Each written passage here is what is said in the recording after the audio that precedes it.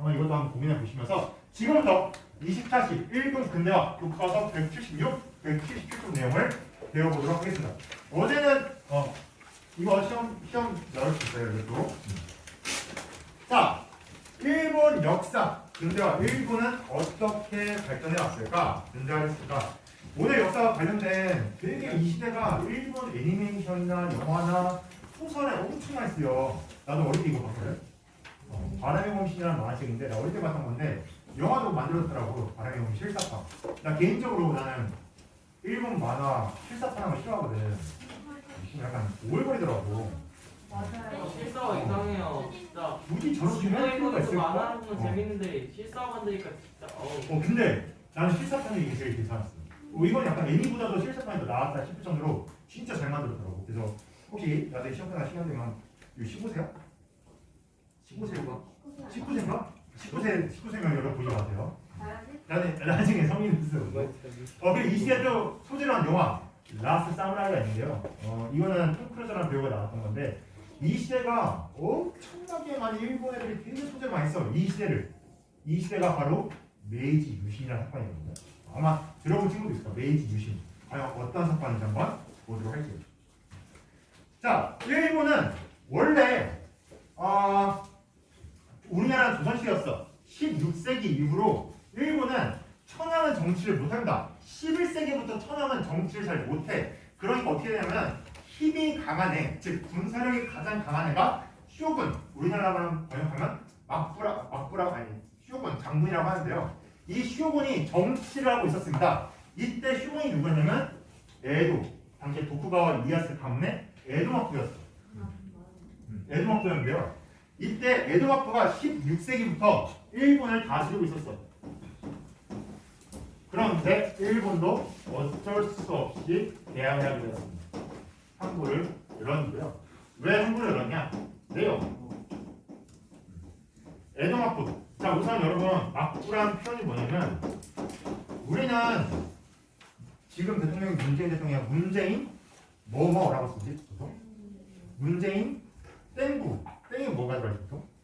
정부란 표현을 많이 써. 우리 정부란 표현을 많이 쓰는데 얘들은 마쿠라는 표현을 써. 왜냐면 얘는 에도마쿠 아까 말했듯이 얘는 왕이 아니야. 일본 왕이 아니라 일본에서 가장 힘이 강한 장군이야.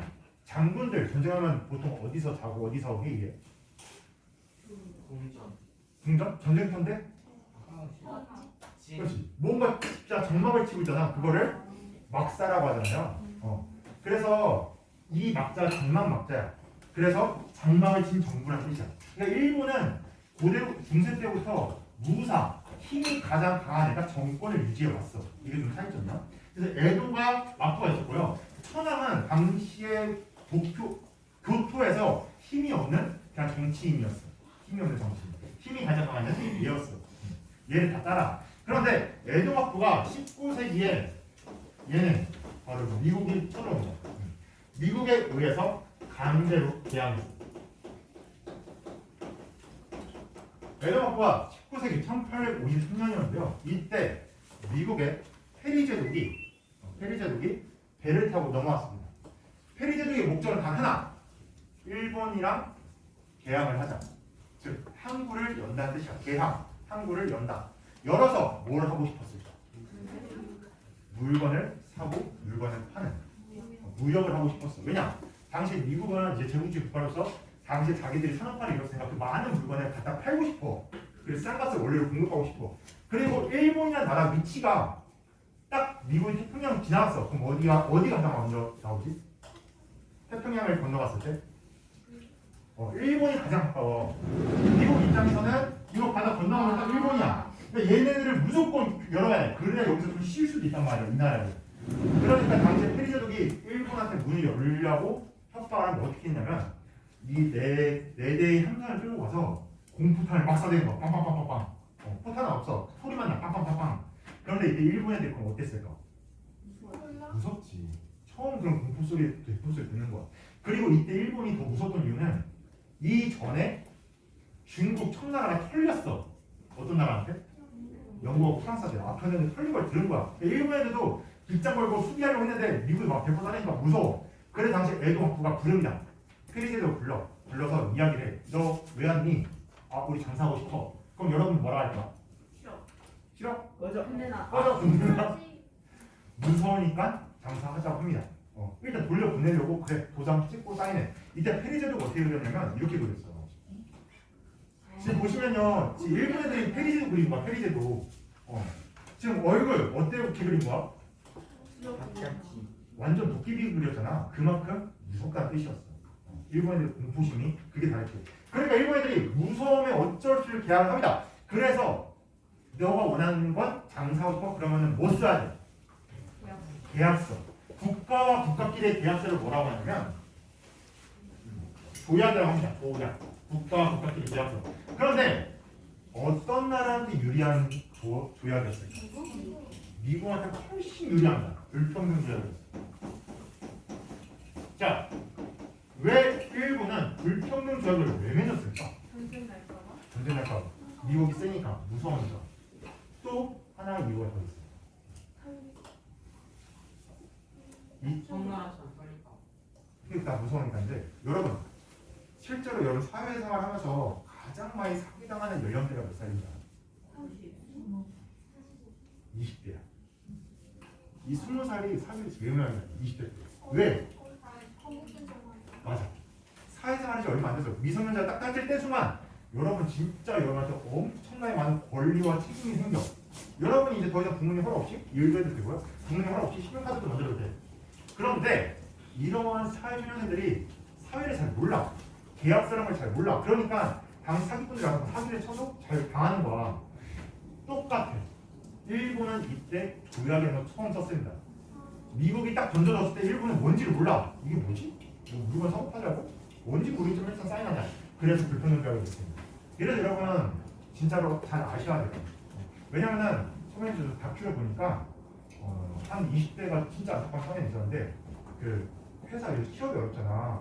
그래서 알바 천국 막 이런 사이트에서 그냥 뭐 이렇게 심부름 알바를 했는데 그냥 남의 물건 이렇게 가방 주면은 그 가방 어디다 옮기고 아니면 뭐 입금하고 막 이렇게 심부름 역할이었어. 근데 그게 알고 봤더니 보이스 피싱 그 현금을 날라서 수송책이었던 거야. 걔는 놀랐던 거야. 그런데 경찰에서는 이건 모르는 알든 걔가 수송을 했기 때문에 무조건 처벌을 된다. 그 벌금도 피해자의 벌금을 얘가 다 갚아줘야 돼. 그래서 20대 이제 사회생활 처음 했는데 벌금이 몇 천만 원 쌓여 있더라고. 그래서 안타까운 약간 자기가 이거 다 갚으려면 30 중반이 돼야 되는데 그래서 안타까운 사람이 있었는데 그만큼 무서운 거야. 함부로 계약서 쓸 때는 꼼꼼하게 꼭 알아보고. 내가 그래서 1학기 때 왜 그것 때문에 부동산 특강 그런 것도 내가 그런 이유야. 여러분 절대 20대 되면은 막강한 권리와 책임이 생기는 만큼 그 책임에 피해가 나가려면 진짜 공부 많이 하셔야 돼요. 근데 이때 불평등을 맺어. 그러니까 미국한테 엄청 유리합니다. 그래서 일본은 경제적으로 어려움에 빠져. 미국 애들이 자기 물건 비싸게 팔고 일본 물건 싸게 사가는 거야.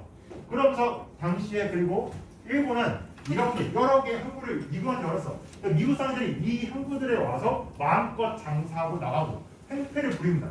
그러니까 일본 애들이 당시에 엄청나게 피해를 입으니까 자 이거 당시 일본 국민들이 에도마쿠에 대한 감정이 어땠을까?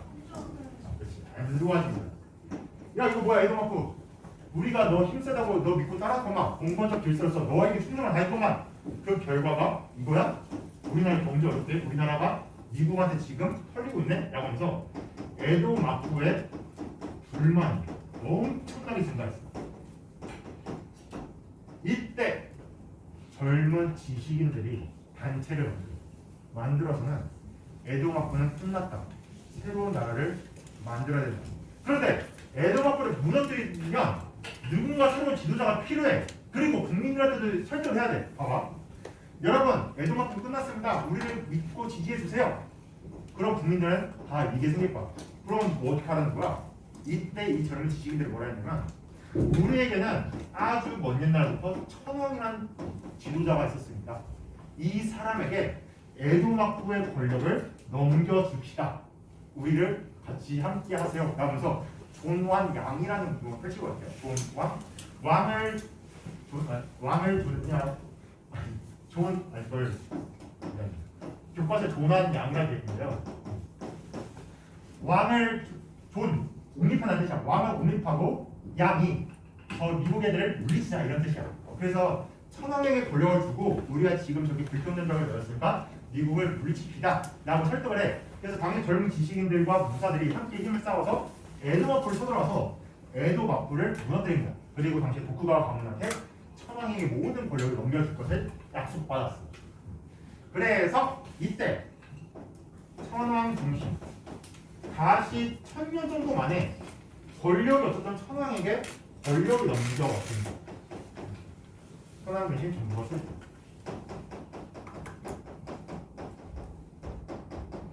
이때 천황이 누구냐? 이 아저씨였어. 메이지 천황. 되게 젊은 청년이 됐어. 메이지 천황이 딱 천황이 됐는데 이때 얘를 옹립한 거야. 근데 여러분 왜 이때를 메이지 유신 또는 얘를 메이지 천황이라 하냐면 여러분 지금 올해는 몇 년? 2021년. 그런데 여러분 2021년 기준이 뭐야?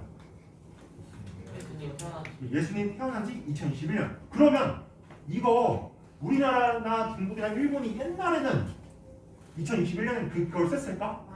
아니 예수님 존재조차 몰라. 동양에서 어떻게 했냐면은 연호라는 걸 사용했습니다. 연호가 뭐냐면 중국 황제 또는 우리나라 왕이 즉위를 했을 때 내가 즉위했을 때부터 연도 계산하는 거. 그걸 연두후라 그래. 이때 일본의 황제가 즉위를 했잖아. 천황이 즉위를 했잖아. 얘가 자기 연호를 메이지라고 합니다. 밝은 명자의 다스리치. 나는 밝은 정치라고 있다. 메이지 정치라고 있다. 그래서 얘가 메이지 천황이 됐고요. 얘가 즉위했을 때 그럼 메이지 몇 년? 1년. 얘가 즉위한 지 5년이 됐을 거면 메이지 5년. 이렇게 계산하는 거야. 일본은 현재도 천황이 있으니까 천황마다 연호가 있고요. 그 연호에 따라 계산을 하고 있습니다. 날짜를. 자 이렇게 해서 당시 에도마프를 무너뜨리고 일본은 천황이 권력을 잡게 됐는데 과연 어떻게 나라를 바꾸나 볼게요. 두 번째 학생 목표 메이지 유신 한번 볼게요. 그리고 초제도 많이 쓴다 했는데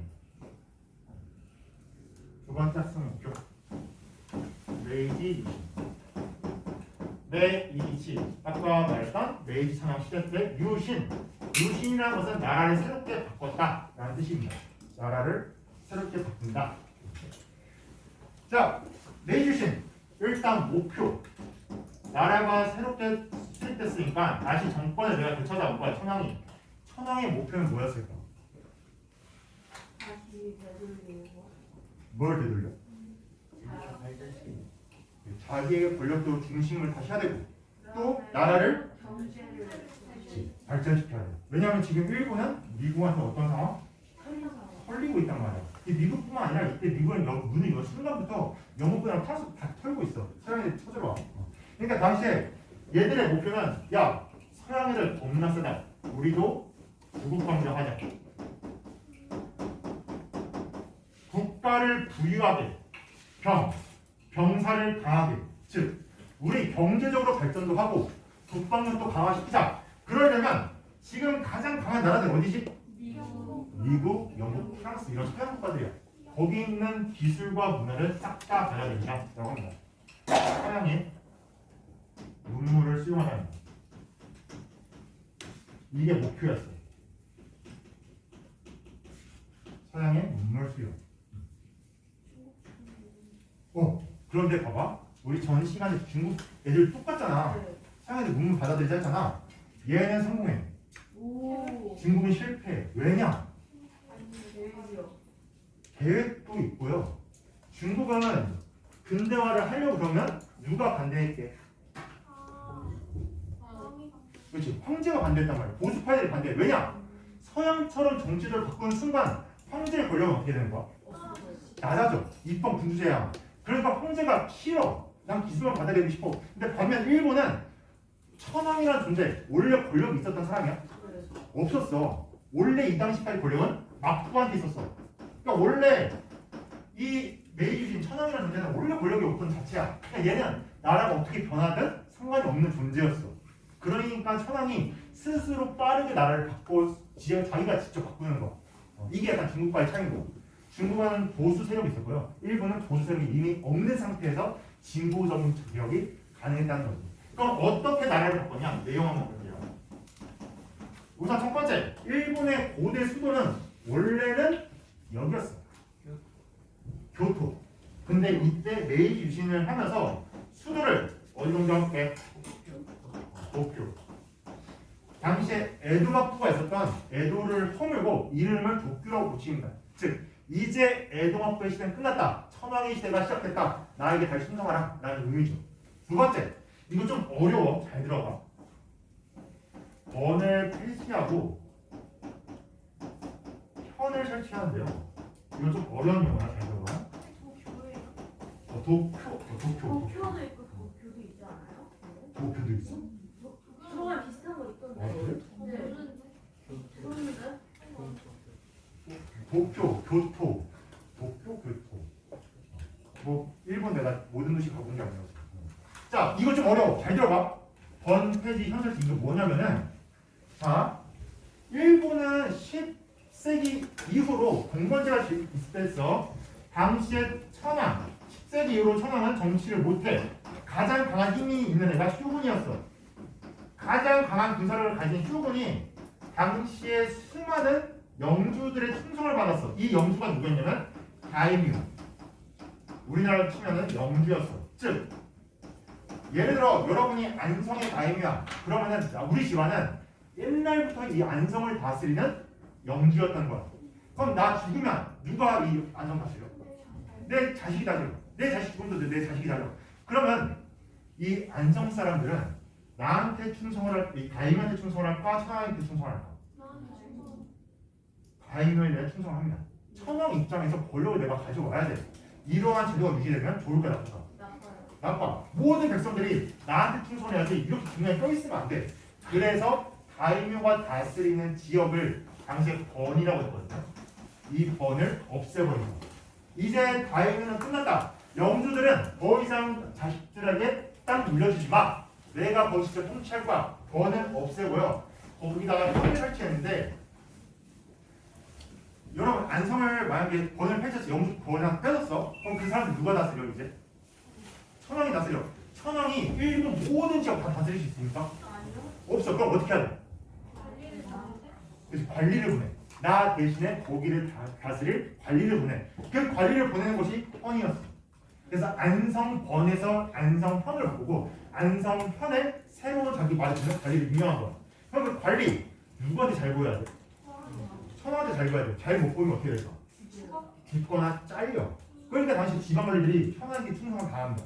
뒤에 백성들도 천황의 지배에 이렇게 되는 거야. 그러면서 일본이 중앙집권 체제가 폐지된다.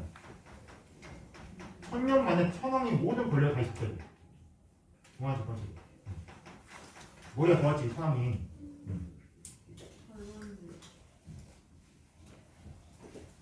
그래서 일본은 지금도 현이라는 단어를 쓰고 있습니다. 우리는 안성 시지만 거기는 뭐 안성현 이렇게 쓰고 있지. 자, 세 번째. 신분제를 이제 폐지했어. 이제 더 이상 일본에는 무사계급, 귀족계급, 농민, 노예 이런 거 없다. 모든 사람은 다 평등하다. 새로운 근대가 도래했다. 새로운 시대를 알렸고요. 그러니까 당연히 그 당시에 사무라이들 좋아했을까 싫어했을까? 싫어요. 그 사무라이들은 끝까지 에도 정부와 함께 싸웁니다. 그러다가 나중에 지는데 이걸 약간 문화 작품에서 어떻게 보면 좀 낭만적이잖아. 낭만적이라고 해석을 하는 학자들이 그 경향이 있어요. 왜냐면 끝까지 어떻게 보면 자기 주부의 충성을 다하고 죽은 거잖아. 그래서 이러한 작품들 되게 많이 소재가 됩니다. 메이지 유신이. 삼별초? 삼별초도 그런 것도 있지. 자, 그 다음에 이때 일본은 서양식 교육과 제도를 수용했어요. 그런데 이때 일본이 당시에 천황이 젊은 지식인들한테 야 서양이 좋다고 하니까 너네 전 세계 다 떠나서 공부해봐라. 어떤 나라가 좋은지. 그래서 얘들이 전국에 바빠져서 세밀적으로 공부합니다. 돌아왔어. 보고서를 올렸지. 이 나라는 이게 좋고 저 나라는 좋게 좋다. 사람 막 올렸어. 이때 일본이 가장 많이 영향을 준 나라가 어디예요? 힌트를 주면은 자동차 생각합니다. 운전자석. 영국, 일본 운전석이 어때? 오른쪽에서 왼쪽에 있어? 우리나라는 운전석 어디 있어? 왼쪽이에요. 우리나라 왼쪽이야. 일본은 오른쪽이야. 오른쪽 운전자인 나라는 영국. 일본이 영국 모델을 채택합니다. 왜냐? 일본 당시에 누가 지배자? 천황. 영국은 당시의 지배자가 누구였다? 왕. 물론 영국은 당시에 명예혁명 이후라서 내가 책임져 즉 왕의 권력은 없었지만 그래도 일본 왕의 입장에서는 왕이 있는 나라니까 그거를 본받고 싶어. 왜냐면 미국은 정치적 지도자가 누구였지? 대통령 누가 뽑아? 국민들이 뽑아. 그러니까 일본 왕 입장에서 그게 싫어. 그러니까 얘들은 영국의 제도와 외교육을 좀 받습니다. 마지막 징병제를 실시해요. 징병제. 강제로 병사를 끌고 가는 제도를 실시해서 근대 군인 제도를 만듭니다. 근대적 군대. 징병제를 실시해요. 근대적 군대를 만듭니다. 우리 영학생 친구들도 5년 뒤에 같은데 잘 봐. 징병제. 그런데 징병제가 가능한 이유는 그거야. 이때 일본이 쓰는 무기가 뭐밖에 없게? 총이야. 그 전에 일본에 주로 사무라이 쓰는 무기 뭐였지? 칼이야. 뭐가 더 쓰기 어려울까? 칼이 훨씬 어렵습니다. 왜냐? 무거워요. 칼은 훈련이 필요해. 총은 총은 진짜 나도 군대 가서 쏴봤지만 한창 끼고 장전 땡기고 누르면 땡이야. 훈련할 게 따로 없어. 몇 번만 쓰면 돼. 그러니까 이때 총이 들어오게 되면서 더 이상 전통적인 군인이 필요 없다. 사무라이들을 없애고 징병제를 바꿉니다. 그리고 모든 국민들에게 이렇게 군대적인 군대를 마련했어. 자, 마지막 학생목표. 그럼 일본의 제국헌법 보고 말하면 되는데 일본은 이렇게 근대화를 했어. 그러다 보니까 얘들이 야, 저 유럽에는 헌법이라는 게 있다더라. 우리도 법을 만들자 라고 하면서 헌법을 만들었는데요. 그때를 일본 제국 헌법이라 합니다. 그런데 그 내용을 보면요, 영국의 모델을 많이 비켰다고 했잖아. 비슷해. 얘네도 영국처럼 의회를 만들었고 당시에 국민 대표인 의원을 뽑아서 의회를 만들었고 왕도 헌법 안에 있다. 입헌 군주제를 채택했습니다. 그런데 선생님이 옛날에 입헌 군주제 설명했을 때 어떤 친구가 질문했어. 선생님, 그럼 입헌 군주제면은 무조건 왕권이 약해지는 건가요? 라는 질문했는데요. 잘 들어봐. 그 대답에 나는 뭐라 했냐면 그럴 수도 있고 아닐 수도 있다 했어. 왜냐면 헌법에 따라 군주가 정치하는 뜻이야. 헌법이 왕을 정치 못하게 만들었으면 왕을 정치할 수 있어 없어? 없어. 헌법이 왕이 정치를 만들었는데 그럼 어떻게 된가? 왕은 할 수 있어. 일본 제국헌법이 그렇습니다. 특징. 일본 제국헌법은 영국과 달리 천황에게 절대적인 권한을 부여하고 있어. 천황이 절대적 권한이 부여져 있습니다. 왜냐? 아까 말했듯이 국민들을 설득하는 과정에 좀 복잡한 일이 일어나. 당시의 젊은 지식인들이 야, 우리 서양처럼 발전하자, 서양처럼 만들자, 서양처럼 입헌군주제 하자, 서양처럼 우리도 발전해야 된다 라고 할 때 국민들을 설득한 거야. 우리에겐 천황이라는 존재가 있습니다. 그를 믿고 따라서 새로운 나라 만듭시다 했을 때 이때 두 개로 나뉘어. 영국처럼 완전 의회가 정치를 잡을 거냐, 아니면 천황에게 모든 권한을 줄 것이냐. 그런데 이때 이게 더 우세했고요. 국민들에게 또 어떤 과정을 설득하냐면 천황을 따라야 됩니다. 우리를 지지하세요 라고 했을 때 국민들은 왜? 라고 질문했을 때 얘들이 뭐라 하냐면 천황은 신과 같은 존재이다 라고 설득을 합니다. 그래서 일본 사람들은 메이지 유신 때부터 천황을 인간이라 생각 안 해. 신이라 생각했어. 지금은 아니야. 왜냐면 2차 세계대전 때 미국이 이겼잖아. 미국이 일본 애들이 도대체 왜 이렇게 미친이 제국주의나 봤더니 천황에게 절대적인 권한이고 천황에게 미쳐있는 상태야 국민들이. 그래서 헌법이 뭐라면 야, 니네 헌법 뜯어 고쳐. 일본 헌법에는 천황, 지금 교과 177쪽에 나와 있는데 일본 헌법에 천황이 어떻게 되면 일본은 천황이 다 통치한다. 일본은 국가 원수로서 즉 장군, 군대 총책임자로서 역할한다. 그리고 일본 천황은 약간 신처럼 만들어놨거든. 미국이 이게 문제다라고 하면서 일본 천황은 신이 아니라는 것도 인정하라고. 그래서 이때 일본 천황이 신이 아니라는 걸 하고 일본 왕은 천황은 인간이다 라고 하면서 그 신격화를 완전 무너뜨려요. 근데 지금은 그렇게까지 생각 안 합니다. 이 당시에는 약간 제국주의, 전체주의잖아. 일본이 천황에게 미쳤대 시절이에요. 이 메이지 유신 때문에. 그래서 얘들은 더욱더 강한 군대, 더욱더 천황이 투사한다, 더욱더 강한 나라를 만들자 라고 하면서 똘똘 뭉쳤고 그래서 제국주의 국가로 발전했습니다. 이러한 차이가 있어요. 자, 오늘 수업 내용 정리를 하면요. 당시에 일본은 근대화를 했다. 그래서 얘들은 메이지 유신이라는 걸로 성공을 했지만 당시에 서양 유럽과 다르게 천황의 절대적인 권한을